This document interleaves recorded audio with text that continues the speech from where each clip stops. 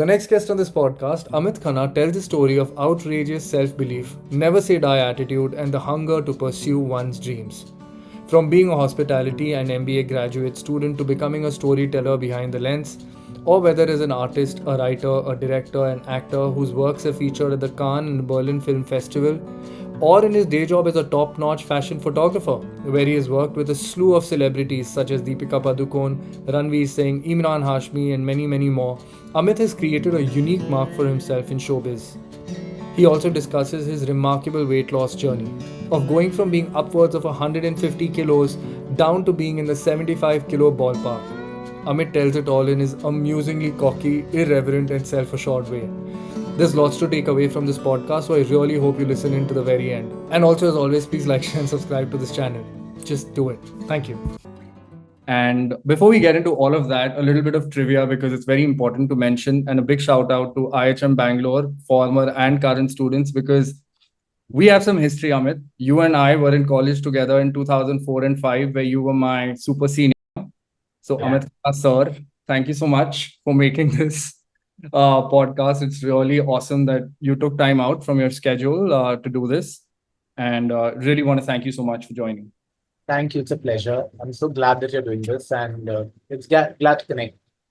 Awesome. Amit, before we get into about your filmography and so on and so forth, one word to like encapsulate the essence of Amit Khanna or who Amit Khanna is, which is a very hard task to do in a podcast, not Yeah. in any spectrum of life because there's so much to our essence. But like, how would you be able to encapsulate it if you took a stab at it? Well, I just think I'm somebody who completely believes in himself, and there's nothing that I feel that I can't do if I make up my mind, because I believe that a mindset is eventually everything. Awesome. And can you give me an example? Because I know that you've had this amazing journey where you were in hotel management. I was reading up on you, I did some research, and you were involved with a lot of theater. You're a Malabar Hills boy, if I remember correctly, from our conversations in 2004 and 5, a complete South Bombay kid who makes this amazing transition from being in South Bombay to coming to My Bangalore. lad. Yeah, to Bangalore, then To back to Bombay. Bangalore. Yeah, I mean, that in itself must have been a huge transition. And then onwards to like doing an MBA and then going back to your roots of pursuing your passion, right? I think the seeds were sowed back when you were in like high school. And then something Much happened. younger, actually. I joined theater when I was almost 3 years old. Wow. So I was associated with this group called Little Actors Club by Rahul Padamsee. Also, I used to work closely with Salome Roy Kapoor. She's Aditya Roy Kapoor's mother. And yeah, so we did a lot when I was much younger. And I think that always stayed with me. I think it was like a very strong aspect of me growing older. So I completely resonated with theater. I completely resonated with writing, and I think loved telling stories all the time. That's all. So yeah, I think that never went out of my system. It still hasn't, Yeah. and yeah. So it's been like since the time I started speaking, I was in theater. So That is so cool. And I wish I knew this back then because I could have probably found some work to do with you because I don't know if you knew, but I used to try and play around with my little cell phone and make movies on it, oh which reminds me that I should give a shout out to Atyasha Singh, who's a common friend, much closer friend of Amit's, who was nice enough to get me connected with him. So, Atty, this one's for you. So, what school did you go to in South Bombay? I went to GD Samani. Okay. That's parade. Hmm. And yeah, that's where I studied schooling. What were your memories like from that school? Oh, they have been amazing. I mean, I truly feel that my school is very responsible for shaping me up in a very strong way. Sure. In spite of a lot of, uh, I didn't actually like really fit a criteria of like a very regular school child because I was extremely overweight. But my teachers, all the friends that I made, and everyone who was around me was always very supportive. I mean, I don't have a sob story to tell because I never felt out of place. and that was primarily because of the people around me, and that made me much more confident. It was like it is a time in my life that I would love to go back to. Right. Because it's really funny when you are like really small, when you're a kid, the dumbest thing that you could ever wish for is wishing to be an adult. And now that we've grown up, I just feel like I Yeah. wish I would go back to school because it was just so real. It was so organic, everything that happened there. And obviously, you evolve. And my school is one of the best things that could have ever happened to me. I mean, each and every friend I made there, many of us are still in touch. And it just kind of readied me for probably everything that I wanted to set out for. And school is like my first love. Awesome, man. That's awesome. Yeah, That's yeah. cool. I loved school. I loved my school, and I still do. Yeah. And Yeah. so, when you were interested in getting into theater there and you started working in theater there, you said that you were not the atypical, or rather, you're not the typical student, at the school. So, what makes you feel like you were different, and what is it about that? Well, in school, it was definitely I was extremely obese. My weight was when I was 10 years old, I was above 100 kgs. When I was 15, my weight was almost like 200 kgs, and that was I was not like a fat kid. I was an extremely like obese kid. I mean, it was like I mean, I still remember. I mean, we had a school belt, which we are supposed to wear, and my mom used to buy three of them, and we used to kind of get it stitched by the tailor, and I could probably only get into that, and that was also not uh, working after a certain point. Yeah. So yeah, I mean, physically, I was not obviously like how many other children were. There were kids who were plus size. There were all of that. But I mean, like I don't know in which degree of obesity would I have fallen because I remember my dad's weight was 68 and my waist was 70. So it's like it was massive. But I was not made to feel like that. So obviously, doing theater, you obviously have to come on stage. Uh, I never felt that I shouldn't be here. I never felt that I can't go on stage because I was always cheered by, I think, everyone. And it was, I mean, it was really back then when we didn't have concepts like body positivity. I'm talking about like in the 90s. Yeah. We didn't have concepts like body positivity. We didn't have social media promoting all these words. uh, it was very wise of faculty. It was very wise of my teachers and even the theater groups to support me and to not let my uh, current self think of my childhood to be dark. Yeah. And so there was this scarring, if I may call it so, when you were in school, probably trying to like fit in with the other kids. You wanted to be like the cool kids also, I would imagine. And then there is this side to you which wants you to follow your passion of doing theater. So how were you able to deal with that? At home, were you able to talk to it, talk about? Excuse me, I'm going to take that again. Were you able to talk about it to your parents or your friends or any relatives? Well, not really. I never want to be like anybody else. I never want to be a cool kid because I think that I was a cool kid. I always thought that, I never felt that I'm not cool. Uh, Right. even when I was back in school. I know that rhymes, but yeah, I had to crack that one. Um, But yeah, there were other aspects. Obviously, I mean, when you're growing up and you're in teenage, there are various aspects of attraction that take place. There are various aspects of growing up. I mean, it's a process, and that was I think I matured very late. I didn't think of relationships and I didn't think of love and all those aspects. So I mean I don't know if I still do, but even back then it was quite mild. And I don't know why that didn't cross my mind when I was younger. And obviously there were days when I felt really bad, when I couldn't do certain things, and Yeah. when obviously I couldn't physically do many things. So that was so I always tried to lose weight back then, but it was never working out. Like whatever I did, it was not kind of fitting in. And I mean, but still, I mean, I always believe that. Um, I was facing that issue, another kid was facing another issue, somebody else was facing another issue. So nobody's life is really perfect, you know. True. That was something which was very alarming, but I don't think that in school I had the maturity to understand it. I wish I did because then I would have taken action back then and it would have been easier. But yeah, I didn't actually want to be like anyone else. And whenever there was any script that would come by, and when my teacher would tell me that you have to do this role, I was extremely excited and I would just like give it all my, and that was the only thing that I focused on.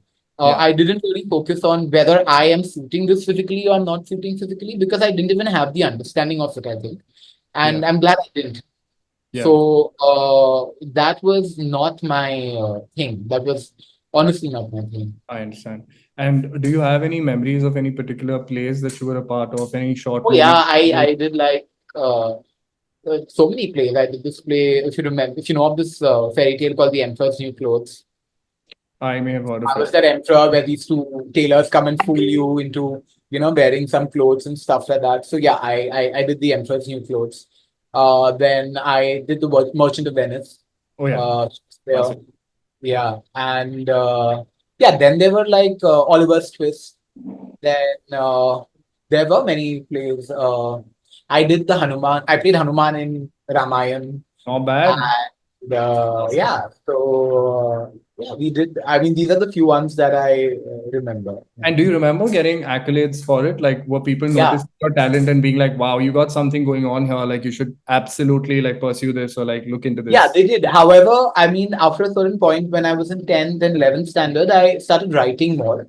Hmm. And I started finding that more fun because rather than, as a writer, you get to live many more lives than only just one character that you play.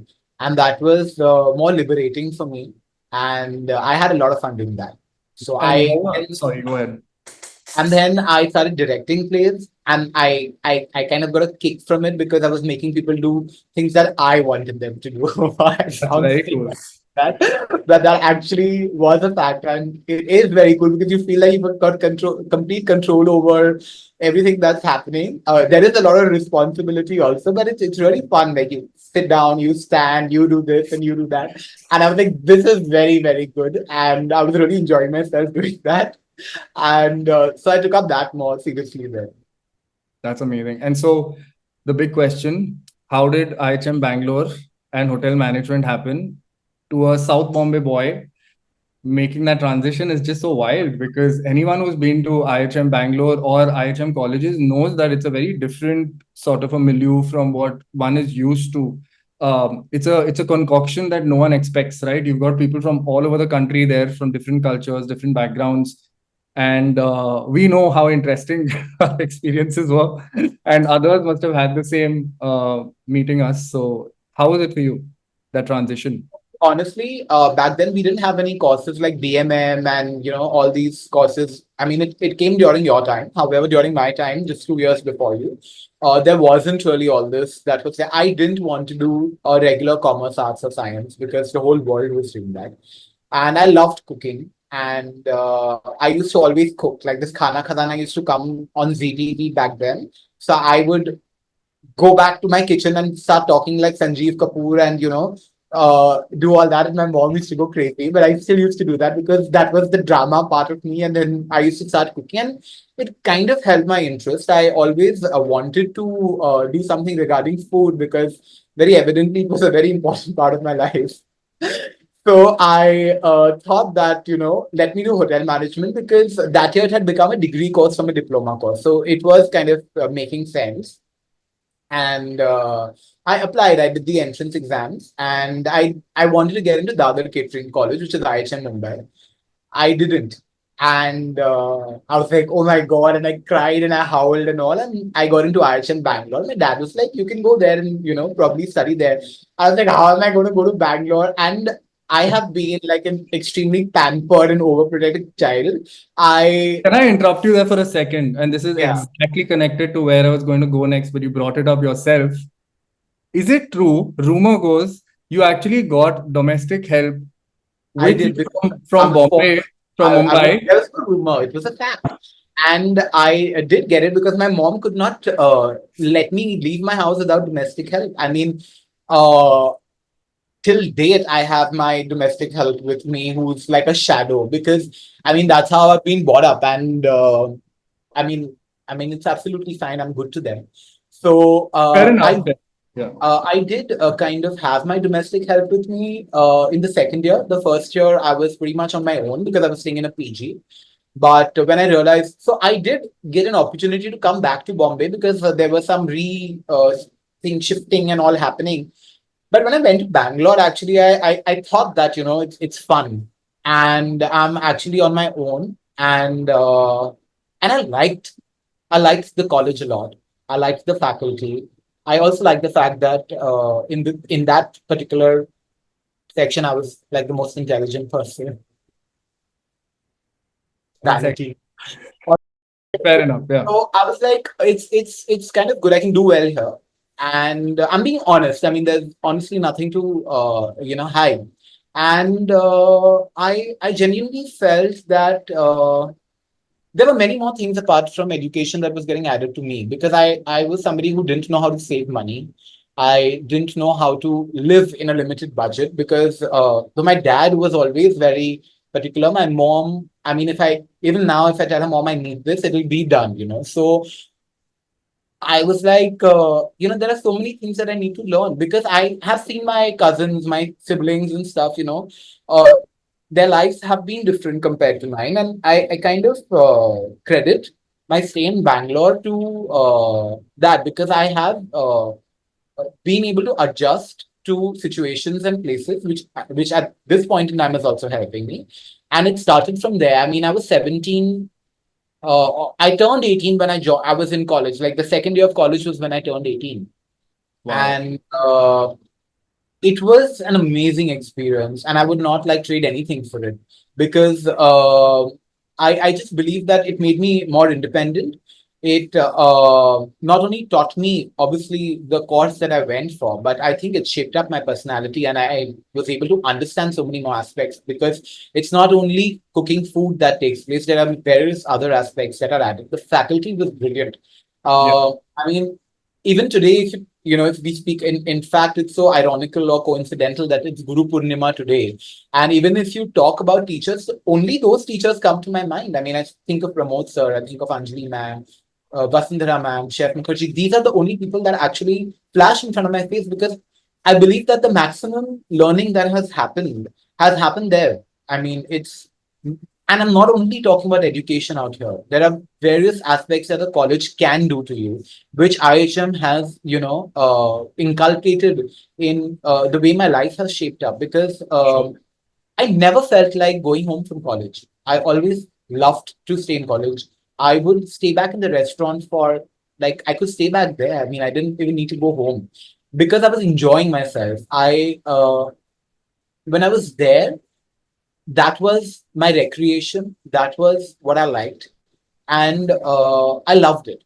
I mean, Yeah. I never had those days when just before an exam I'm not sleeping in the night. I need to sleep for 8 to 9 hours, even before an exam. I've never like sat up the whole night and studied and all of that.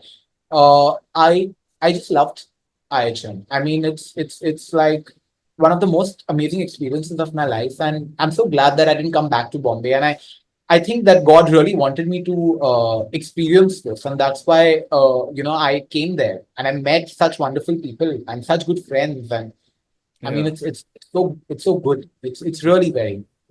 Yeah. And I'm so glad that you gave a shout out to our teachers. That's pretty awesome of you to do. Um, at college, also, did you feel like there were things about your weight which were because I remember you from college? I remember that you were kind of struggling with that aspect of your life, but not necessarily with other aspects which you were excelling at. You were part of all the cultural programs. You were part of all the whatever it was that was happening in college. You were somewhere in the midst of that, right? You were a fixture of it. So How was it during college? How much had it changed since school, this transition, right? So honestly, it just happened during campus interviews. I mean, no hotel or no organization. In spite of me, like doing pretty well in my academics, wanted to have me on board because of my weight and how much ever any of them might deny it. It is a fact which I'm, sure about. Uh, and I don't know if I really need to blame them for it because I mean, I'm sure they have a template and a stereotype that kind of, I was not interested in kitchen, I was interested in food and beverage service. Mm-hmm. And I was not getting campuses for food and beverage service. I did get a job with McDonald's by the end of the campus. McDonald's was a very big brand. It is even now, but that back then it was like a big campus to crack. Uh, Honestly, in all the group discussions and in the personal interviews, I know that I was doing well. But obviously, it was not going on to, I mean, I used to go to the last round for every campus, but I didn't crack a job. But but the thing is that I didn't even want to work right after college. I wanted to study more. Uh, However, I just felt at that time that it would have been better to decline an offer rather than them declining me based on how I look and appear. Yeah. Uh, but having had said that, that was the only factor that was kind of sour. But that's about it. I thoroughly enjoyed uh, the entire stay. I enjoyed my entire. I mean, in college, I was not stopped from doing anything. I was doing Yeah. all the work in the restaurant. I was doing everything, whatever I really wanted to. My teachers again did not judge me on the way I looked, and nobody ever even said anything. Nobody even asked me to lose weight. Like in school, you still have someone saying that Yeah. beta lose weight. In college, I don't think that really happened But also. students can be quite brutal and brutally cutting sometimes. And did you experience that? Did you experience any sort of gaslighting or any sort of mocking towards that? Or There might have been jokes and there might have been like remarks about various things, not only about weight, uh, but uh, but I don't think those people were slightly even relevant to me. fair enough? Yeah. Uh, I Yeah. I I don't have them in my memory. That's awesome. That's a very Yeah. Amit Khanna thing to say, which is very awesome, which is very cool. Do you want to give a shout out to anyone else from IHM Bangalore? Any message to people that went to school with you, college with you? Well, Jo- obviously we all had a great time. Each one of us. I mean, everyone from college. We all like really had an amazing time. Like Atyasha, Amazing. Shweta. Yeah. Unfortunately, Chetan, who was very close to me, he passed away. But he was my roommate, and Aparna, all of them. I mean, we all had an amazing time, yeah, in Bangalore. I mean, uh, I I mean, I'm connected mostly with them. Omkar was my roommate in the first year, so he took a lot of care of me. He was much older than me, so he was also very sweet. I think. We all had a lovely time. Even my seniors were very good. None of them troubled me. None of them ragged me. Yeah. Uh, I think in our college, even the policy was very strict, but nobody ever made fun of me. I Yeah. don't We had remember that the anti-ragging committee thing. I remember when I was in college, we had that anti-ragging yeah, yeah, squad, you know. yeah. For your batch, I was the head of the anti-rashes, so I saved your ass. Yeah, you did in more ways than one. So moving on, let's get into your career now because did photography happen first or did movies happen first? So movies happened first. I After doing my MBA, I did get a corporate job, but I was not really happy with it. And I told my dad, this is not working for me. I can't do like a 9 to 5. It's just never a 9 to 5. It was almost a 9 to 9. But he gave me a year. He said, do what you want. This was in 2008.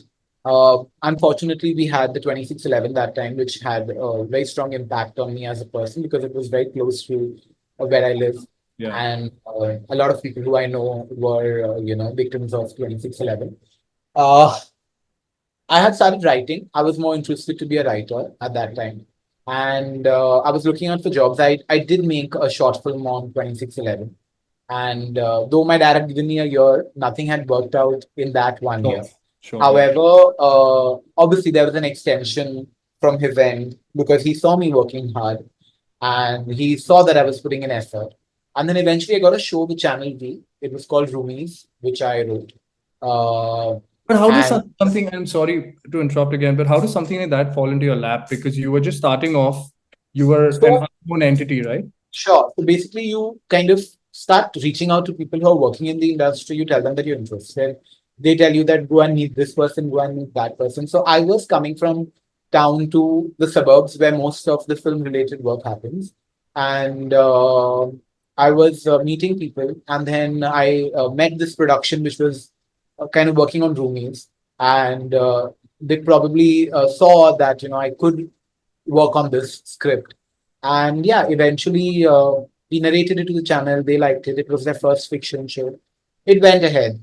And post that, I got a film called Tutiya Dil. Right. Uh, and You it were the was in director. English. You were the I was director. the writer and Yes. director. However, that film didn't work actually. It was not a commercial success. And I had left my house by then. Like I was not living with my parents anymore. I had shifted to the suburbs because I was working there. And in January 2012, that film had released and it didn't do well at all. But during that period, I used to just, I had bought myself a camera, I had done all those things. And I knew models and stuff in the industry because for Roomies, I had even casted and, I was working in the circle. So you kind of hang out and stuff.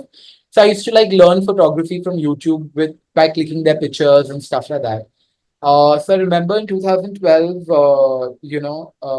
I just almost, I think I had 32,000 rupees left with me. And the house that I was living in, my rent was 27,000. So I had figured that probably this is the last month in this house, and then I have to go back to town where my parents live. So a friend of mine, she kind of told me that, you click very good pictures, and whatever pictures you've clicked of mine, they've kind of fetched me good work. So Yeah. why don't you take this up more seriously? So I said, I don't know anything about it. So she said, give it a try. So I started clicking her pictures. She made me meet other models. I started clicking their pictures. I started putting it up on Facebook. We didn't have Instagram that time. And within it was very unbelievable because that's the only unbelievable thing that's happened in my life. And sorry again, but like, how long did all of this take to get It into just took, motion, right? Like one took after the like, other? Was it all yeah, it happening just on took a like a monthly week. basis? Like you got something here, you got something immediately Oh, after yeah. that? So Or was basically, there what like, happened?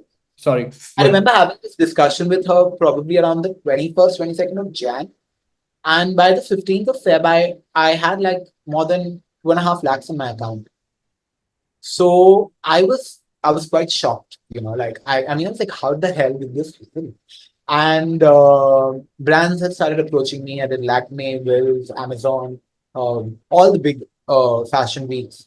And everybody, I mean, obviously, I was getting a lot of backlash from senior photographers. I was getting, I was it just going was, to ask you, how did yeah, you it manage to was break into that network, right? I just had to probably ignore it. I used to get death threats.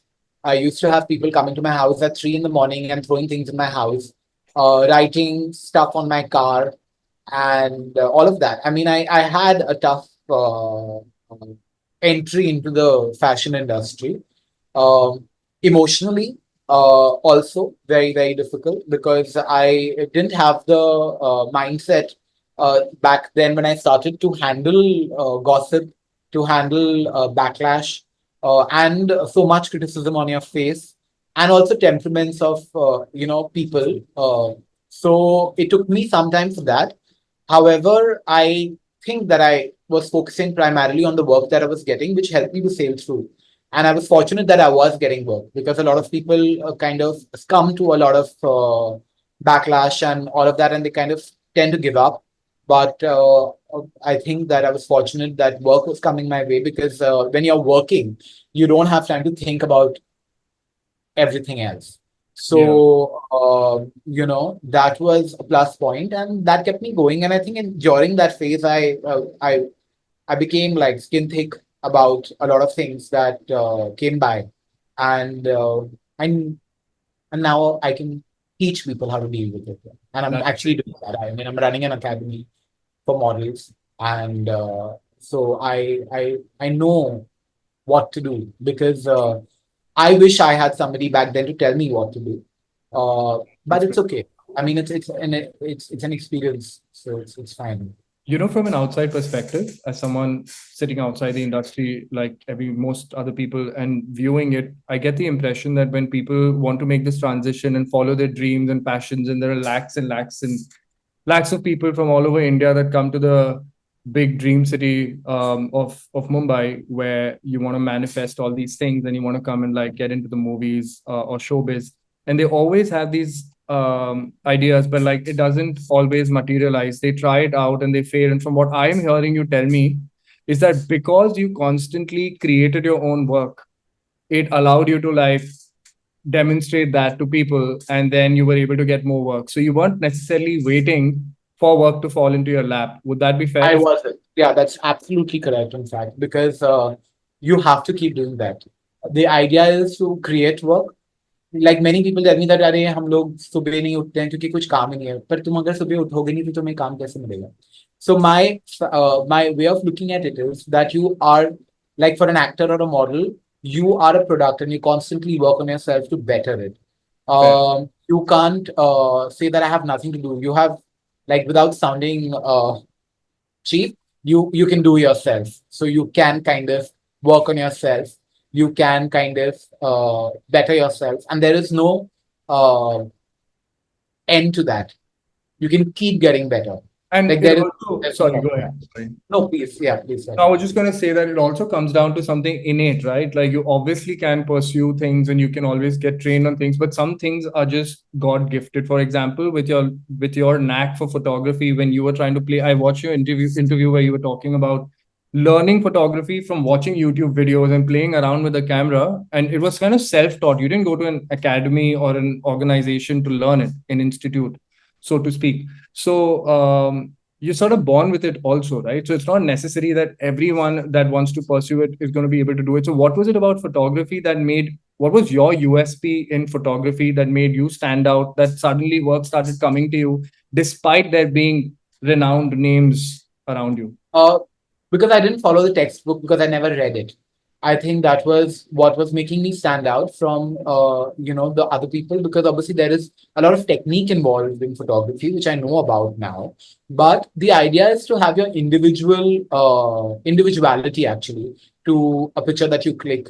I never wanted to click a picture like another photographer. I Mm. wanted to click a picture like how I want to click it.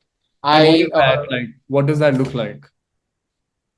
That's how I see it. Like I basically connect to people who I click. I mean, um, if the shoot is not good, is also because of the fact that somewhere I'm not connected to that person or somewhere that I don't like that person.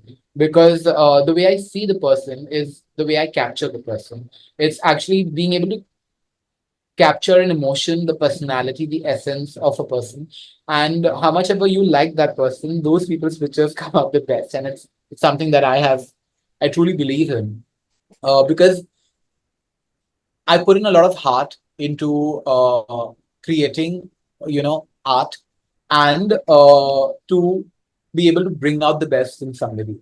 Uh, and I believe that if you don't connect with, because I only shoot people, and if you can't connect with somebody who you're clicking, and if there is like some kind of discomfort, it will show in the pictures. Yeah. So I was always, and because for me, it's more like an emotional aspect. A photo shoot is it also like physically could be challenging at times, but I also feel emotionally charged when I'm, clicking the vibe, the entire aura of somebody is somebody that is something that I look to capture. It's just not that correct lighting, and I mean, there's so many pictures that are not probably, in the technical term lit correctly, but there's something behind it. I mean, and because as people we get so used to looking at perfect things, I think imperfections are something that catch our attention more. My idea is to capture attention of somebody who's seeing my picture. I want them to spend time on it. I just don't want them to scroll it through. It's That's something very like well said. Yeah. yeah, That's yeah. very well said. And it's very interesting because when you speak about trying to evoke a sense of personality from a person and be able to stir something within them, that also must be an acquired skill, right? Like I would want to be a photographer and I could have gone to all these amazing schools and institutes and I may be very good technically. What kind of communication do you have with someone who's very cold or someone who is very shy, right? Like if I imagine myself coming to you, I'd be extremely conscious of my I'll personality. keep cracking jokes.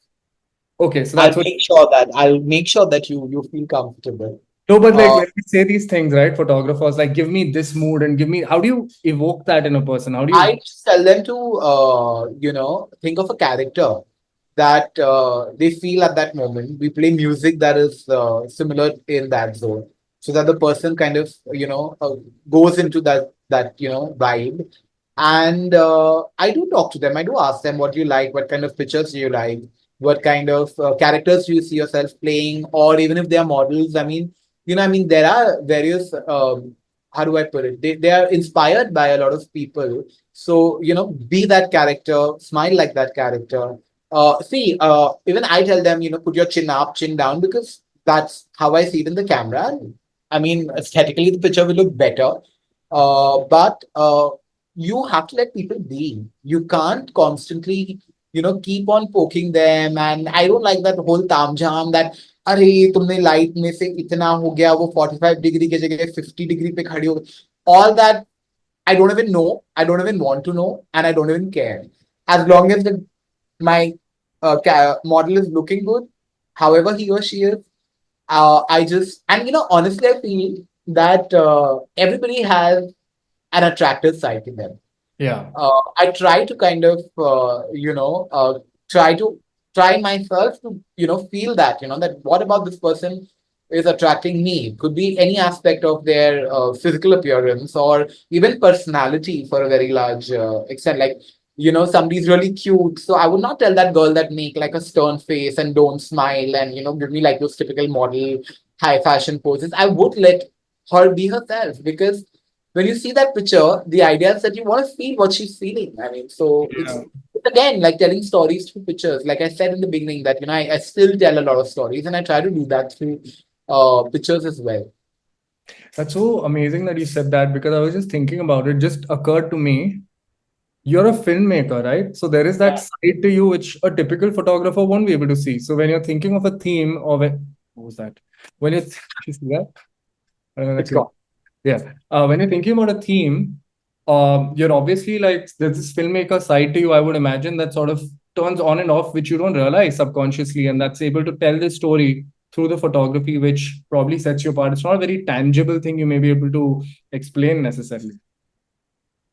Uh, so honestly, Basan, there's nothing like a typical set of photography. Okay, like I mean, what happens? There are a lot of photographers love cinema and stuff like that. My only thing is I also dream a lot. I write a lot. I imagine a lot of situations.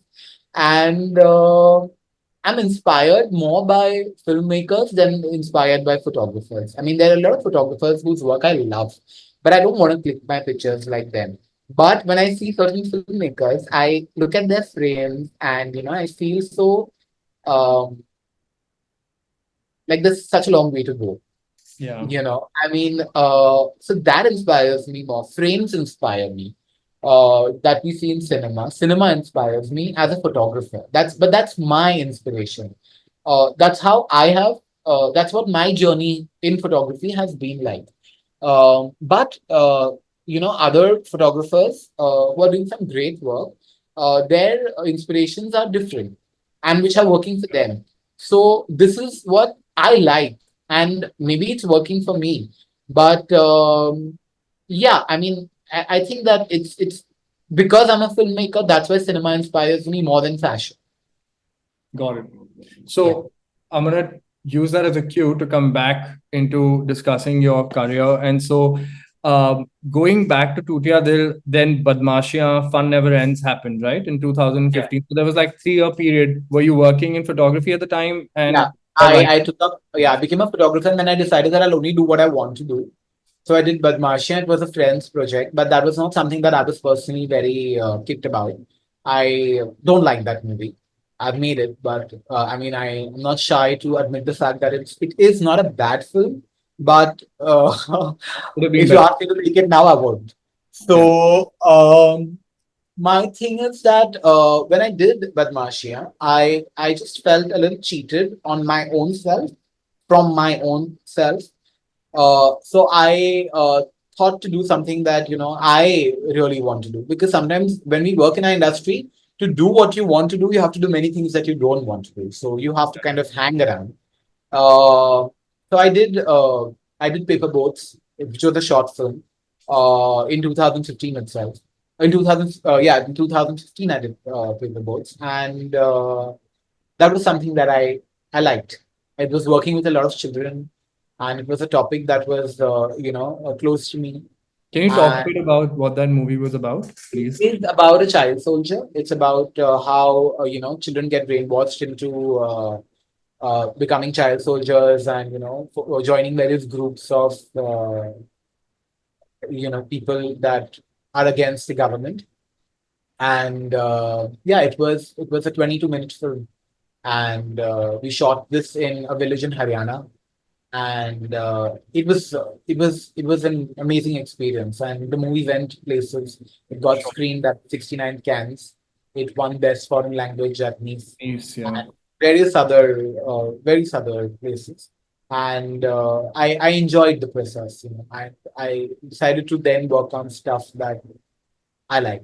This is another example of what I was talking about is the fact that you kept your filmmaker side alive by constantly working in those films and try to make your own films also tell a story through the short film. I imagine that that's something that came from you entirely, or was that something Yeah, that was someone else's idea?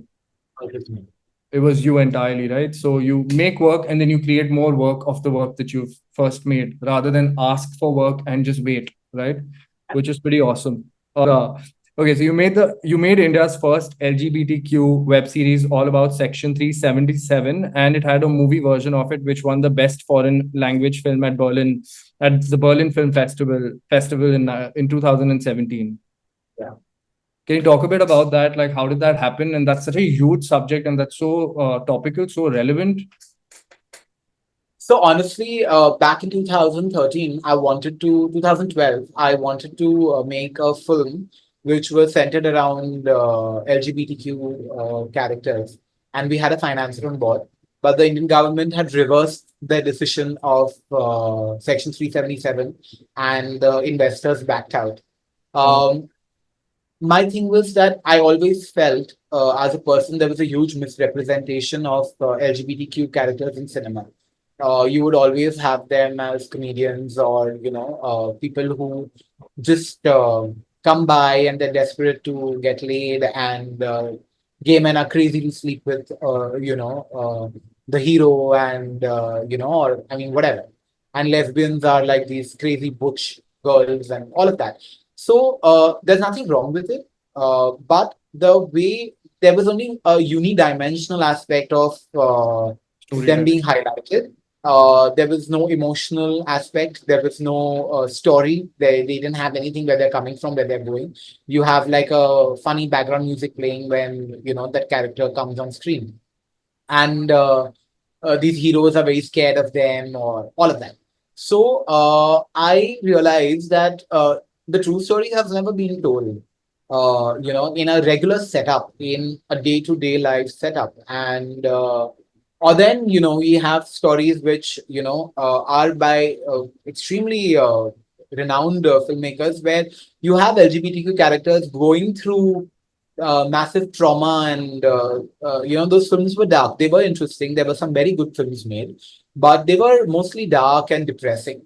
But I wanted to tell a story about having fun, about highlighting emotional aspects of LGBTQ characters, and representing them correctly in society.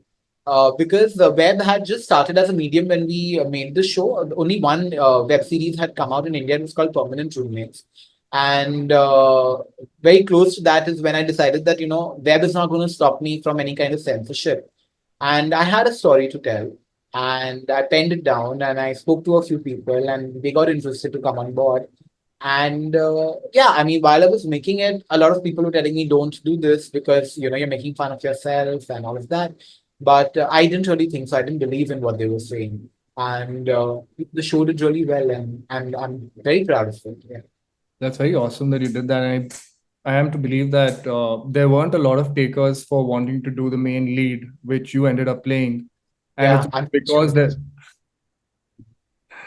So how was that? How did that pan out? Like you were reaching out to people and people were just turning it down because it was a gay. Yeah, they didn't want to play. So the character that I played was, obviously a very dominant queen. You know, so generally you have these characters who are very like suppressed and always like the queens are like always like shattered and I mean, but here you had somebody who was very overpowering and in complete control of everyone who's around her Sure. or around him, and people were like, "ये थोड़ा ज़्यादा हो जाएगा." Whereas in our web series, we don't even have a single kiss between the gay Character. Yeah. characters. Yeah. It's a clean show. You can watch it with your family also. So I was like, I didn't want to change that character because I have met those queens. I have dealt with them in fashion. I have seen them. And I wanted to bring a strong gay character on screen. And when we couldn't find anybody, and like when they used to come for audition, so I used to show it and tell them that this is how I want you to do it. So one of my co-actors, he was like, "You only do it because you are doing it so well. So you only, do it." So I was very skeptical because it was something that I had to direct and write and kind of act in. So it becomes challenging. Wow. Yeah. I was producing that show. So there were a lot of things that I needed to do. But I think it's all good now. Yeah, it's really cool that you're able to like break the template so easily and so humble to talk about it. But you did so many different roles, right? Like you acted in it, you were the writer, you directed it, and you even produced it, which is no mean feat. Like that's And it just was shot in my house also. So. that's phenomenal. That's pretty amazing that you were able to do that. Um, So I think we're kind of there's a lot of areas that I still want to explore. So where are you right now professionally, or what mind space are you in right now creatively? What do you want to move on to next? What sort of work do you want to do? Well, I'm always in the process of learning. I am not in. I am nowhere close to where I want to be because I don't even know where I want to be. I just want to keep going. I don't have, like, how would I put it? I don't have that place where I want to reach. I just want to be able to live my life happily. I just want to feel good about everything that I'm doing, and I'm already doing that. But I want to feel better, and yeah, I think it's a process. I mean, I am happy with where I am, but I am not satisfied. So there is a difference, and I don't think that I think that will never end actually. It will always be a part because if it ends, then there's no point of living. Yeah. Uh, so, so yeah, I'm just in in process. And not to reduce your phenomenal work in photography as or trivialize it, but that's your cash cow, right? Like that's your mainstay. And do you look at it like that? That of course that's something you're passionate about, but there's also a storyteller in you. There's also like a filmmaker, residing within you that you always want to keep telling stories. So, which is why I was asking if you have any plans of making more movies in the Well, I next. am working on a couple of scripts. There are some things that are going on. But yeah, I do believe that, I mean, as a writer and director, there is a long way to go. Maybe even as a photographer, but as a writer and director, yes, like there is a long way to go. There are a lot of stories that I want to tell, Right. and and I'll keep telling them till it works. Yeah, I like the defiance that you have in you. That's always been you, right? Like you're very, very like out there. You're always like pushing to and striving to like excel. Can you tell us a bit about any tier one, or I shouldn't really reduce them to tier one or this way or that. Let me rephrase that. Can you tell us a bit about any anecdotes or any experiences you had working with the A-listers or people from showbiz that are permanent I fixtures? think I never had, fortunately, I never had an experience that was not good. They all are extremely humble, lovely, and very warm people. Right. And, I think that's why they are so successful in their lives. They are extremely sweet to work with. I mean, I've worked with Imran Hashmi, with Ravina Tandon. They're such amazing people to work with. Even even I work with Shweta Tiwari. She's amazing. I mean, all these people are. I mean, if you like their pictures, that means I've liked them. Like I Yeah. said, it's just that obviously when I'm on shoot, I mean, my mindset is that I have to capture the best. Their personalities could be overwhelming, but that can be only after the shoot. During the shoot, I need to do my job Fair and enough. to just make sure that I'm doing what I'm supposed to. And yeah, after that, I might be like awkward or shy or anything of that sort. But at work, I think that, and even they would appreciate it. I Of mean, course. whichever artist that you're working with. So yeah, I mean, it's always been a great experience working with all the people that I've worked with. That's phenomenal. Yeah. So, want to talk a bit about want to talk a bit about movies again. What are the kinds of movies that inspire you? Whose works do you really like? It could be people from like the past or the present day. So from the past, Rishikesh Mukherjee's movies are something that I've been extremely fond of Mhm. because they're very easy and light and breezy. But it's got a lot of drama, which I really like. Clearly, Right. from the current set of directors, I think there are too many of them. I love Sri Ram Raghavan. Mm. I think his work is brilliant. I love Imtiaz Ali. I mean, I just love him, and he just makes love look so lovable and so real. And obviously, I love the cinema that Sanjay Leela Bhansali creates. I think that it looks spectacular. So, Yeah. Yeah. and then my all-time favorite is Zoya Akhtar. I have watched every movie of her at least like 20, 30 times. Whenever I'm traveling and I'm having an early morning flights, those are the only movies I can watch and feel good. I mean, Yeah. pretty much all of them. So these are like few of my favorite Sure. directors. I love South movies also. Like recently, I Yeah. saw Very Maharaja. cool. That's amazing. Sorry, which Uh, one? Maharaja. It was Maharashtra. really amazing. I mean, some really good work. So I love all these. Yeah. And then overseas, anything about international cinema? Are there any film industries that you're curious The about? international cinema, like they are the classics. Quentin Tarantino is something that I can't look beyond. Like I love Yeah. everything that he does. And just because you mentioned that, I want to say when you're talking about frames, I was thinking about Kill Bill, right? Like they've got such spectacular frames in They that do. movie. They do. In fact, even the look of Uma Thurman is something that I make so many girls do in photo shoots. Yeah. Because I really love Kill Bill.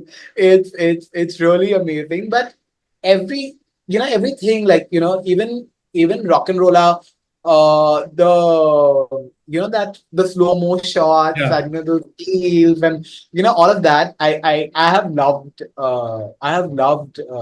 him. And of course, then you have I I I I mean, it's not about a particular director. I mean, obviously they can have their good and bad movies, but there are some really good movies also, that come by. So you get inspired somewhere or the other. So it's nice. So, Amit, you've had this amazing, amazing transformation from what you look like physically back in college 20 years ago, where you were obviously struggling with being obese. And I just want to know what that journey has been like. When did that transformation start? And how hard is it to keep at it? Because I can imagine that you must have failed a lot initially, right? I failed a lot, like pretty much till like now. Okay, so I've always wanted to lose weight. Um, since since I've been in school, I had tried possibly everything under the sun to lose weight. Um, but now obviously we have a lot more knowledge about things, and there are accessibility is easier. However, back then we had limited, scope. So I went on crash diets. I still remember, the first time I was getting weighed, I had to go to this Gadda factory to get weighed, where they weigh Gaddas, because my weight was not coming in the regular scale, and it was quite a lot. I was like 16, and I saw my dad like crying for the first time because of the doctor telling my father that he's not going to be able to make it because of so much of weight. And I kind of stayed in a natural therapy center for a very long time, for 2 months. Nobody has ever stayed there. And What trust is me, it that? was Can you tell the listeners I about it? was staying in this village called Patti Kalyan, which is in Panipat, Haryana. So when you say a South Bombay guy coming to Bangalore, before that I had stayed in Panipat, where I had to go and fill water from the well. The water that we drink, you have to go and fill it. And that time I didn't have domestic. And you have to wake up at 4 in the morning. You have to go for your yoga. There are certain sessions, and I was on lime and water for 40 days, only lime and water. Wow. And what year was this? It was in the year 2000. Okay. And I had lost close to 50 kgs in 2 months, which is absolutely wrong. Okay. But I didn't know. I was 16 back then. So when I came to IHM Bangalore, I was around 140, 150. But before that, I was 50 kgs more. Um, however, in college, it didn't happen. I didn't lose weight. I came back. I did my MBA. No, before doing my MBA, I told my dad that I want to lose weight and give me. I need time to lose weight because it was massive weight. So I took a year. I joined the gym, but diet was not something that I was following under somebody. I was thinking that I will not eat anything and I'll lose weight, and that's what I did. I ate a lot of food and I lost weight. And when I was in MBA, I was like a little like proper and stuff in terms of my weight. But in 2009, I put on some weight back. Eventually, in 2012, I had a rib fracture, and I was put on steroids. And within 3 months, I came back to 183 Wow. from somewhere in 98 or 100. I gained around 80 kgs, and I thought that now I'll not be able to do this again. Uh, I did go in for a bariatric in 2013. I lost 25, 30 kgs, and all of that also came back. I also thought of doing a liposuction, which again backfired. And after doing the liposuction, I gained weight instead of losing weight. So I just realized that nothing is working out, whatever I'm doing. And there were various attempts that were being made to lose weight, and all this was in 2013. But I was so busy with work that I was sidelining my health, which I realized pretty late. Uh, in 2023, that's last year, in Feb, I said that now let me try to lose weight. But I didn't know that it's going to turn out to be like this. I joined an app called Fitter, which where I got a coach called Harshal. And I think that that's when I probably met the correct person to guide me, because I thought that I read also so much that diet is the main aspect of losing weight. He kind of put me on a diet which was a lot of food to eat compared to what I was eating, and I was in a calorie deficit, and I was never able to complete my meals because there was so much of stuff to eat, and I was like, and I used to keep on telling him that I'm not going to lose weight like this, and but I think he was a little bit more intimidating than I am. That's why it worked. So he was strict, very strict. And I started following him. And I started seeing changes come about. I started losing weight by eating so much. I was like, this is unbelievable. And I was never hungry. At that point, I just realized that eating normally is actually called dieting. And that was normal food. I was eating my home food. I was carrying it on shoots, and I would like to give a lot of credit to my cooks who made sure that I was being fed at the right time, and I was able to carry my meals to work, and all of that. Yeah, in the past 1.5 year, a lot of meals have been eaten in the car, in various studios, on the road, and all of that. But um, it is not. It was never taxing. I didn't hate losing weight. There are people who were like, "Hey, I'm dieting, I'm going crazy," and all of that. No, that never happened. I was never going crazy. But It what is was that? not so How, difficult. sorry, how? What do you mean by saying you ate more food and Yeah, yet? because it was measured. It was measured. It was something that my body needed. And when you start here and you gradually reduce it to what you should be, say if I start on 2200 calories, I lose like 3 kgs that month. If I make it 2100 calories, I'll continue to lose weight. Even a person eating 1800 calories is eating a lot of food. It's not less, but you're losing weight because your body was accustomed to a certain thing. And there's something called macros means how much of protein, fat, and carbohydrates are included, which were alienated terms to me before I started. I understood what I'm doing. I was able to understand the process, and that is the reason why I was being able to follow it. I was not like blindly doing it. Then eventually I met Kunal Vaishnav, who was my fitness coach. And he never really honestly spoke about losing weight. He only spoke about developing skills. So I do headstands, I do trampolines, I do all of that now.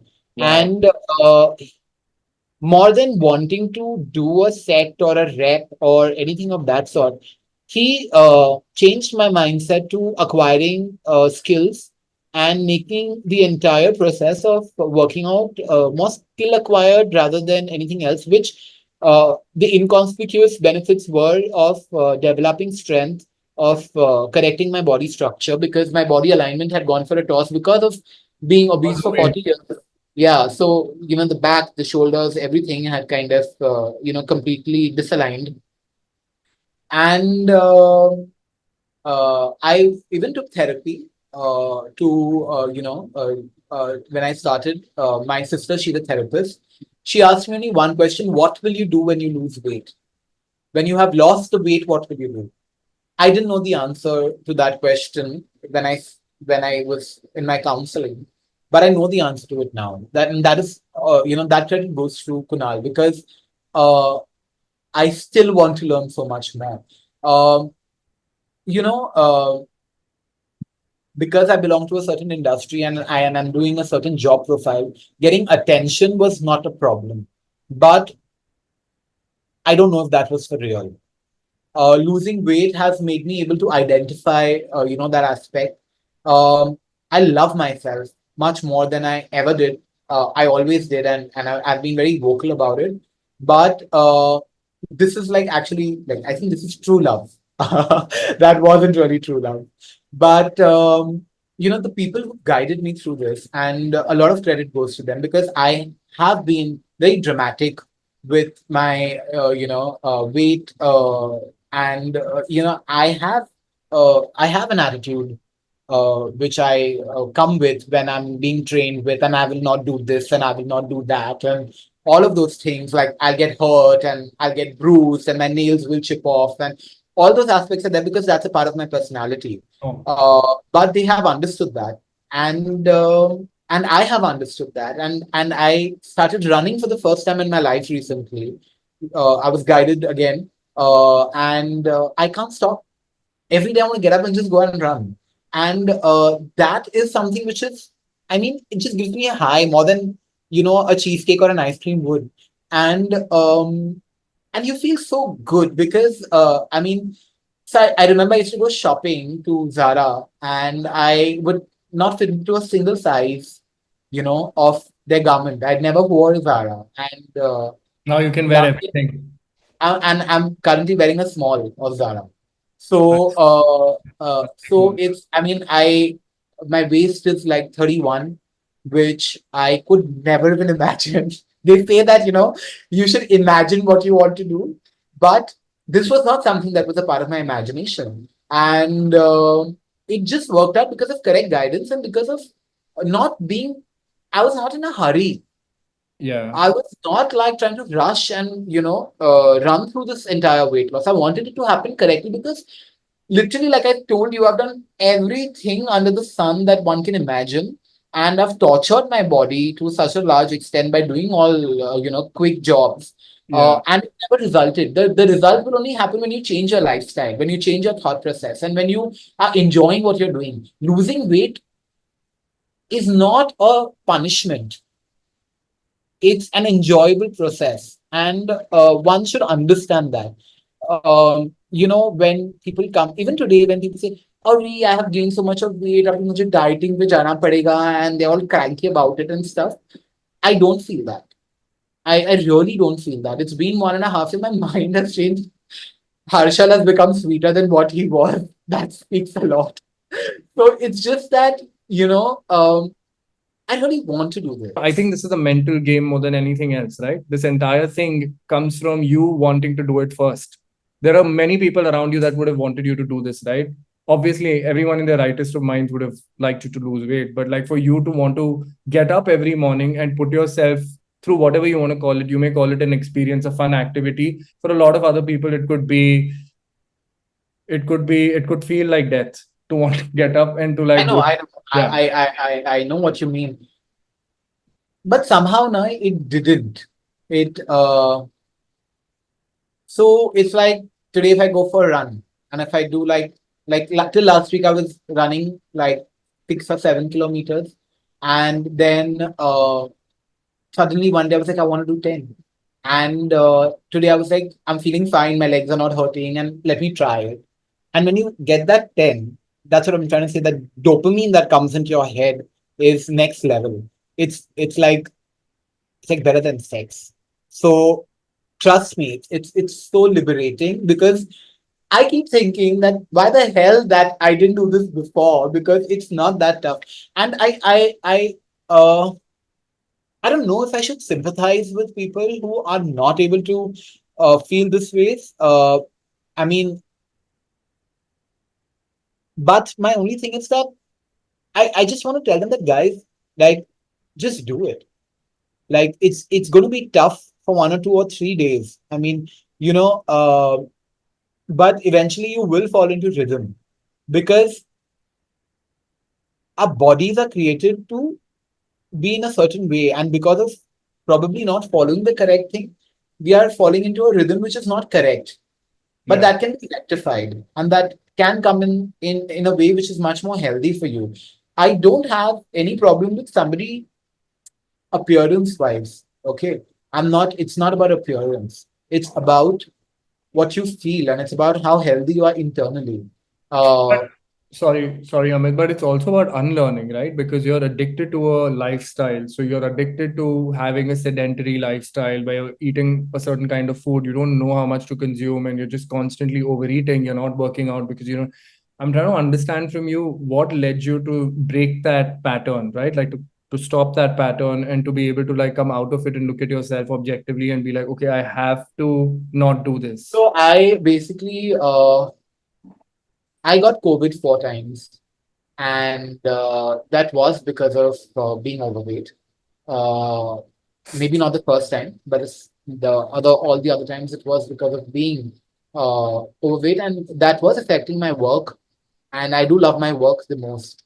And and the doctor told me that you need to lose weight. What the hell are you doing? It's like a family doctor.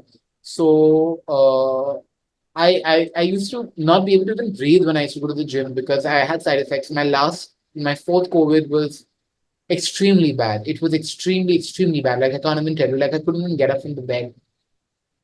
And sitting there, I just thought that what are they doing? Like, is money more important than me, or is eating food more important than me? And the answer is clearly no. I mean, I didn't. I mean, like if you have an alphabet flashing in front of your eyes, it will be no. Nothing is more important than you. Like a lot of people say that काम है तो मैं dieting नहीं कर सकती या मेरे exams आने वाले हैं तो I will not be able to concentrate. Nothing is more important in life, which I realized at that point than yourself, because that is constant. People are going to come and go. मेरे XYZ की शादी है and अगले time ये है and all of that will keep on happening. That's a part of our life, you know. Having one drink is not going to make you fat, but having five drinks will. Or having one piece of chocolate is not going to make you fat, but having a whole bar will. Yeah. So, when I was sitting and thinking, and I'm like, what am I doing with myself? And I do believe that, I am somebody who is a go-getter kind of a person. Then why not for my own self? If I can do it for work, if I can, build my brand, why can't I build myself? And I keep, I kept on thinking about this, and it was like a self-talk that move your ass and just do it. Yeah. And there's no other way. And you know, that's why I said I credited them because they never made it difficult for me. They never made it difficult. It was support. Even my friends, like even my family, uh, it was massive support. And my friends also started dieting with me. And they also stopped eating from out, and all of that. So it all kind of came together. But I would definitely say that I don't recollect the moment when I fell in love with myself to make this decision. I think it was a process. Hmm. So yeah, I mean, I'm I'm I'm I am proud of myself for doing this, and I will do better than this. And I would love to help people to do this because how much ever people speak about body positivity and how much ever people talk about you should be happy in your skin, but they are never happy for you in your skin. I mean, I have seen it.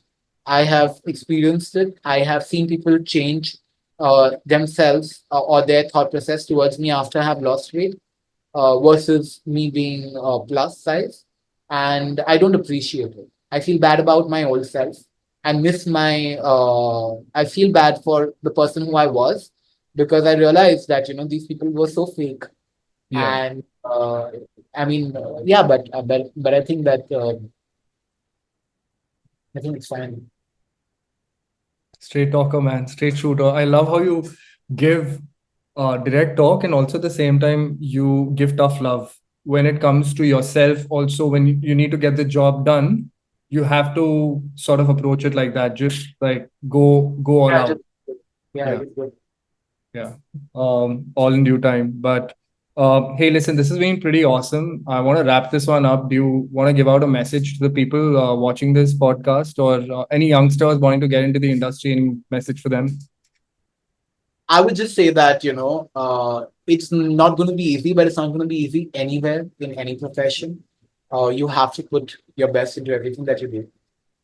When it comes to the movies and when it comes to fashion, it's only your individual self and your individuality which will get highlighted the most. Don't try to copy anybody. Don't try to be anybody else because then you will not stand out. You need to stand out from the crowd, and you can only do that if you're being yourself. Hmm. One last question. I know I was supposed to end with the last one, but what are any tips you can give to people when they're posing? Because I feel like people have run out of poses and they end up doing that most often. As a photographer, what's your pet peeve and what would you like people to pose as?